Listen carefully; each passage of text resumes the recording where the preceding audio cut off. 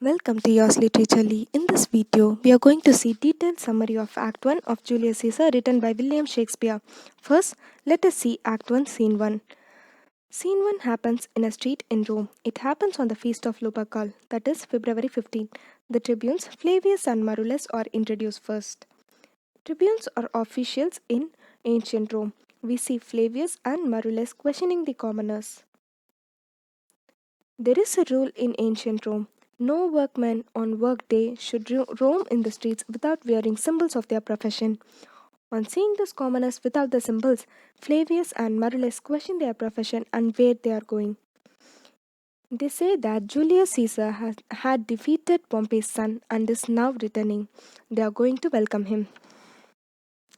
Flavius and Marulus, on hearing this, scolds them.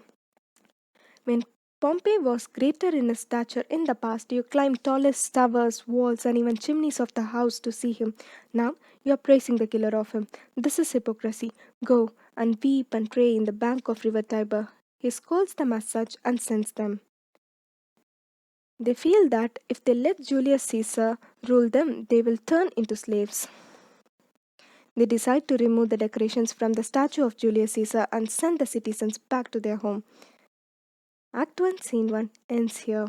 In this scene, none of the main characters are introduced. Citizens' view on Julius Caesar is given. While people respect him a lot, some, like these tribunes, see him as a tyrant. Next, Act 1, Scene 2. This scene takes place in a public place in Rome. Main characters like Caesar, Antony, Calpurnia, who is Caesar's wife, Cicero, Cassius, Brutus, Portia, who is Brutus' wife, Casca, and Decius Brutus are introduced. A great crowd follows them, and among them is a soothsayer. Mark Antony is going to run the course. There is a belief in ancient Rome that when a priest who is running the course touches a sterile woman, her curse of sterility will be revoked.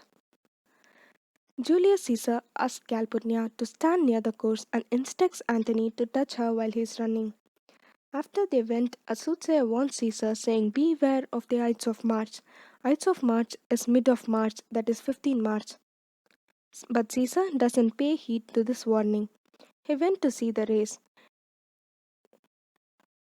Cassius and Brutus are left behind. Cassius tries to make Brutus join their conspiracy. Cassius says that citizens like and respect Brutus more than Caesar. Brutus has more capacity to rule than Caesar. They hear people cheering. Brutus fears that whether Caesar was accepted as their king.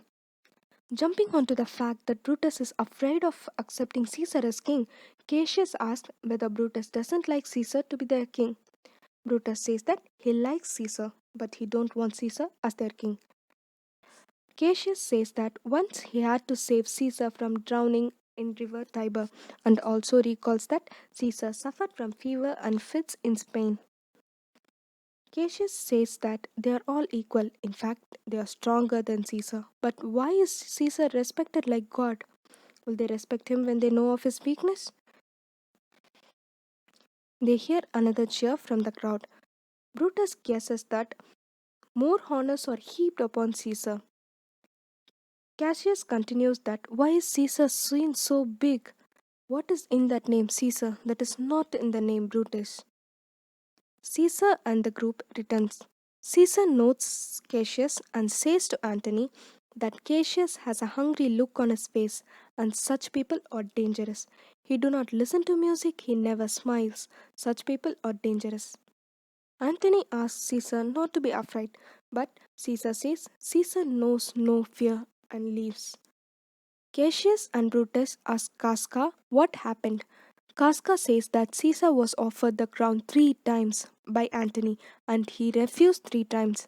Third time, after refusing, Caesar fainted and fell.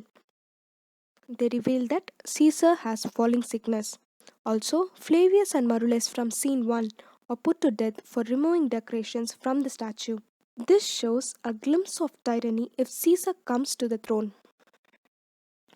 After Brutus leaves, Cassius plans to forge letters to make Brutus believe in their cause. Also, he vows that he would never let Caesar become the king.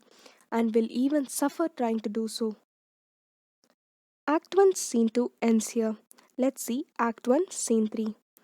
This happens in a street in Rome and happens the night before March 15, that is, Ides of March.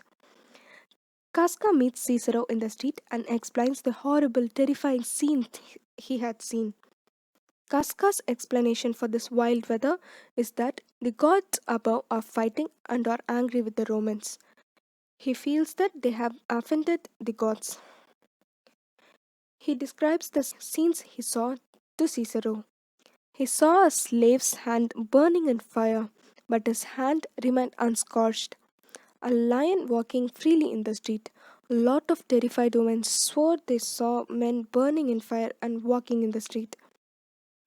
A night bird hooting and screeching in the daytime.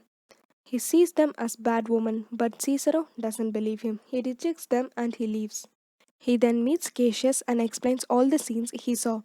Cassius says that this happens because Caesar is going to rule them. Casca vows that they can shake off tyranny, they can break the bonds of slavery. Cassius informs that there are a lot of noblemen in his side now. Cinna, a fellow conspirator, joins them. Cinna insists that they need Brutus on their side, who can turn their deed into a virtuous one. They plan to deliver the letters they forged earlier to Brutus. They also plan to meet Brutus. Cassius says that three-fourths of Brutus is with their cause. He just needs a little convincing to join fully to their cause. They go to meet the Brutus. Act 1, Scene 3 ends here. If you like this video, please like, share and comment. For more such videos, subscribe to this channel, Yours Literaturely. Thank you.